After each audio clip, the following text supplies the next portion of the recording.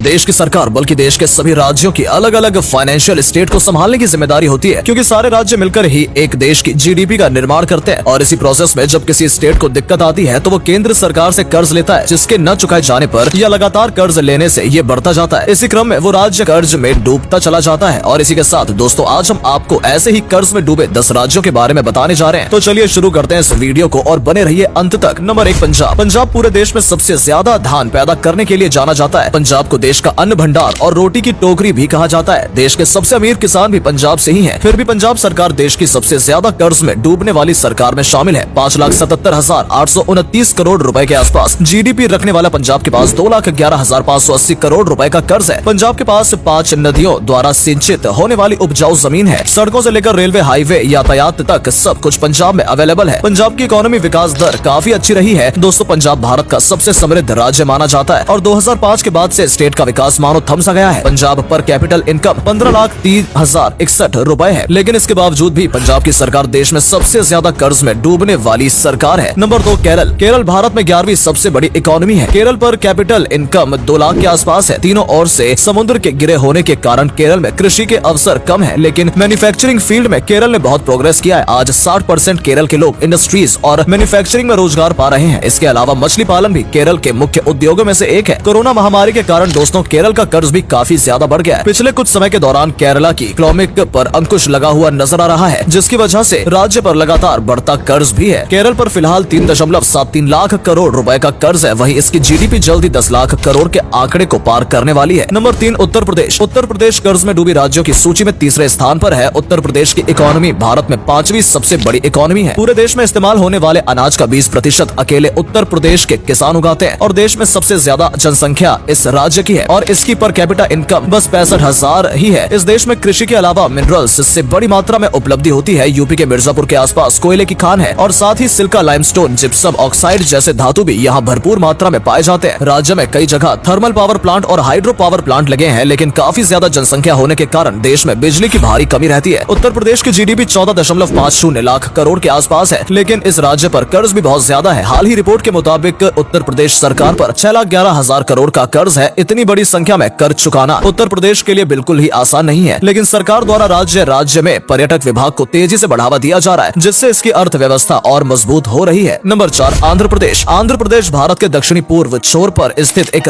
नदी राज्य है। ये राज्य अपने मंदिरों के लिए न सिर्फ हिंदुस्तान में बल्कि पूरे विश्व में प्रसिद्ध है। दोस्तों, आबादी के अनुसार आंध्र प्रदेश भारत का 10वां सबसे बड़ा राज्य है। पिछले कुछ सालों में आंध्र प्रदेश की इकोनॉमी भारत की सबसे तेज बढ़ती इकोनॉमी रही है। इसके अलावा वर्ल्ड बैंक द्वारा भी इसे काफी सराहना मिली है। आंध्र प्रदेश की इकोनॉमी सबसे ज्यादा एग्रीकल्चर पर डिपेंड करती है। आंध्र प्रदेश की जीडीपी 10,80,657 करोड़ रुपए और इस पर कर्ज लगभग 2,52,020 करोड़ रुपए का है। स्टेट की पर कैपिटा इनकम 1,12,764 रुपए है। Number 5, waste Bengal. 100 मिलियन से ज्यादा आबादी के साथ दोस्तों, वेस्ट बंगाल भारत की जनसंख्या के लिहाज से चौथा सबसे बड़ा राज्य है। वेस्ट बंगाल देश की इकोनॉमी में मुख्य भूमिका निभाता है। एक टाइम पर यह भारत की राजधानी भी हुआ करता था और अन्य देशों के व्यापार के लिए वेस्ट बंगाल का बंदर का इस्तेमाल किया जाता था। आजादी के बाद से ही स्टेट फूड की डिमांड जरूरतों के लिए ही सेंट्रल गवर्नमेंट पर डिपेंडेंट रही है, क्योंकि ग्रीन रेवोल्यूशन बंगाल को छूकर भी नहीं निकला था। फिर भी 1980 के बाद फूड प्रोडक्शन में अच्छा खासा इजाफा हुआ है। पश्चिम बंगाल की जीडीपी 13.30 लाख करोड़ रुपए है। वहीं इसकी ग्रोथ 19.1% है। पश्चिम बंगाल का पर कैपिटा इनकम 1,30,426 रुपए। पश्चिम बंगाल चाय में भारत में सेकंड लार्जेस्ट प्रोड्यूसर है। इस देश की कुल खपत का 10% योगदान करता है। एग्रीकल्चर के अलावा इंडस्ट्री के मामले में भी कोलकाता संपन्न। वहीं इन सबके बावजूद वेस्ट बंगाल पे 3,93,700 करोड़ रुपए का कर्ज है। नंबर 6, तमिलनाडु। तमिलनाडु भारत की तट पर स्थित है। तमिलनाडु का नेट डोमेस्टिक प्रोडक्ट इंडिया में सेकंड लार्जेस्ट इकोनॉमिक का निर्माण करता है और महाराष्ट्र के बाद तमिलनाडु की जीडीपी सेकंड नंबर पर है। तमिलनाडु की 50% आबादी शहरी है। तमिलनाडु की जीडीपी 17.26 करोड़ रुपए। तमिलनाडु के ऊपर 8,61,300 रुपए का कर्ज है। इस तरह तमिलनाडु कर्जे की स्टेट लिस्ट में डूबा हुआ है। तमिलनाडु में उद्योग धंधे बहुत अच्छी कंडीशन में है। तमिलनाडु की गवर्नमेंट स्टेट में सबसे बड़ी इन्वेस्टर है, जो कि 52% है और उसके बाद से प्राइवेट सेक्टर का कंट्रीब्यूशन 29% है। प्राइवेट सेक्टर द कॉन्स्टिट्यूशन % है। तमिलनाडु का जीडीपी पर कैपिटा इनकम 1,82,125 रुपए है। नंबर 7, कर्नाटक। कर्नाटक दक्षिण पश्चिम क्षेत्र का एक राज्य है। कर्नाटक एरिया के हिसाब से दक्षिण भारत का सबसे बड़ा राज्य और भारत का 6ठा सबसे बड़ा राज्य है। कर्नाटक की इकोनॉमिक्स भारत में हाईएस्ट इकोनॉमिक्स में से एक है। कर्नाटक की जीडीपी पर कैपिटा इनकम 17,80,121 है। कर्नाटक पर 2,64,600 करोड़ रुपए का कर्ज है। यहाँ पब्लिक सेक्टर का बड़ी कंपनियां जिसमें जिनमें हिंदुस्तान एरोनॉटिक लिमिटेड एक है जो कि इंडियन एयर फोर्स के लिए फाइटर एयरक्राफ्ट प्रोड्यूस करती है। अन्य इंडस्ट्री में स्पोर्ट्स बेस्ड